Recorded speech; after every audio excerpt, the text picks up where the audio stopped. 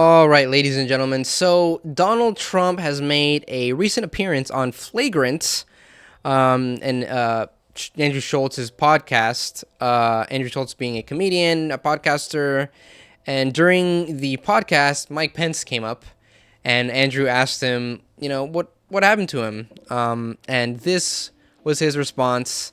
Let's take a look. It'd be nice. So I've What taken. about Mike Pence? You got anything for Mike Pence? Well, it's a shame because he and I had a very good What happened to him? relationship. Hanging out somewhere. He couldn't cross the line of doing what was right, in my opinion. Some people would disagree with that, but he had the right to go and put him before the legislatures and have them reassess because they found out a lot of bad things. And he had a lawyer that said he didn't have that right, but he did have that right. And you know why we found out that that was true? Because they changed the law after the election so that he couldn't do what I said he could do. Yeah. Okay? They changed the law so that a vice president could no longer do what I said he could do. So, in other words, I turned out to be right. But it's a shame. We had a very good relationship for 99.9% of the thing. Yeah. And, I think he's a good man. I think he's a good that's man. good. Unfortunately, I wish he would have had the stamina, maybe courage, maybe both, Yeah. to go further. Because we have to have honest elections in our country. And if we're afraid to challenge an election, we're in big trouble, They say, if you challenge. They've challenged elections. The Democrats, look at Maxine Waters. How dare them, They've challenged 2000. Stacey Abrams. Yeah. Almost all of the Democrats challenged. Yeah. But when we challenge, they say, he's a threat to democracy. Yeah. These are con artists, and they're very bad for our country. Yeah. Now, first of all, Trump is just lying through his teeth. Pence did not have the authority to reject any slates of electors. If he would have tried or done that, he would have broke the ECA, the Electoral Count Act, which was, by the way, in place during the election. They asked Pence to break this law, which would be illegal, obviously by definition, and Trump's lawyers knew that.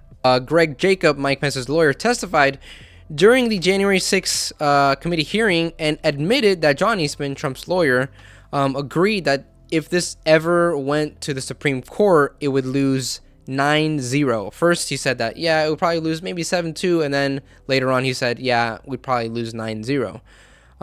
John Eastman being the one that asked Mike Pence to reject these electoral votes. Obviously, Pence refused, thank God. But who in the world, in the right mind, would ever want the vice president to have this type of power, to unilaterally just say, you know what, no, I'm not going to certify this election.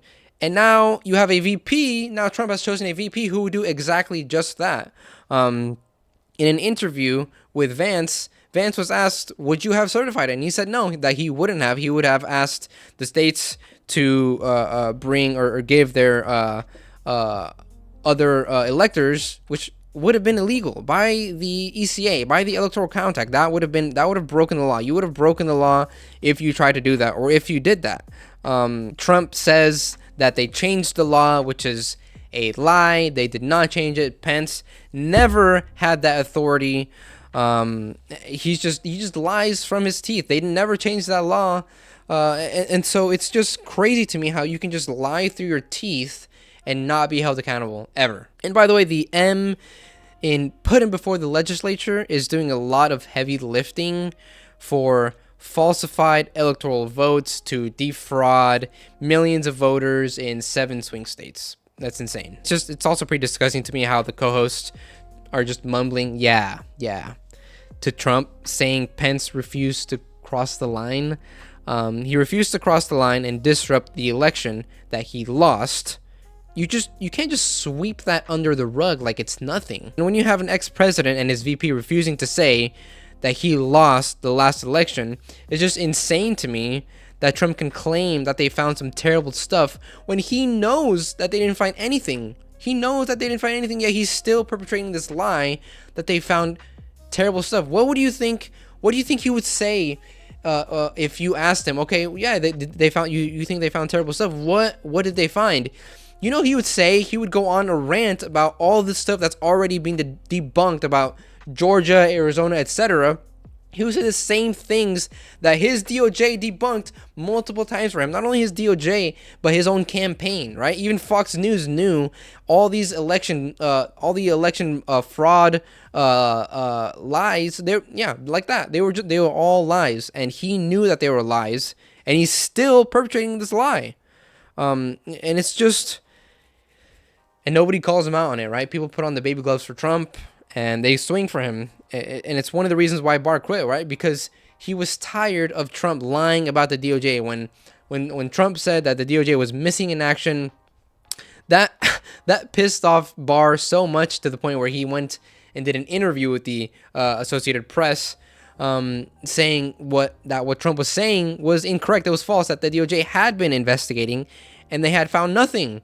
Not only the DOJ, the FBI, the Department of Homeland Security, Trump's own campaign, even, like I said, even Fox News knew that what he was saying was bullshit, because they were sued by Dominion for $780 million, and they lost that case, right? And if you read the depositions from these Fox News executives, they knew that they were lying, and they kept lying, and that was one of the reasons why they lost that case. That's one of the reasons why they settled a day before trial. During the podcast, it's actually quite funny, because they're actually not afraid to laugh in Trump's face when he says ridiculous things, like him saying he's a truthful person. He's not. Like, it's just they know that he's not a truthful person, and they laugh. They laugh in his face when he says that, because everybody knows it's bullshit. But like always, let me know what you guys think down below. And yep, we'll see you guys next time.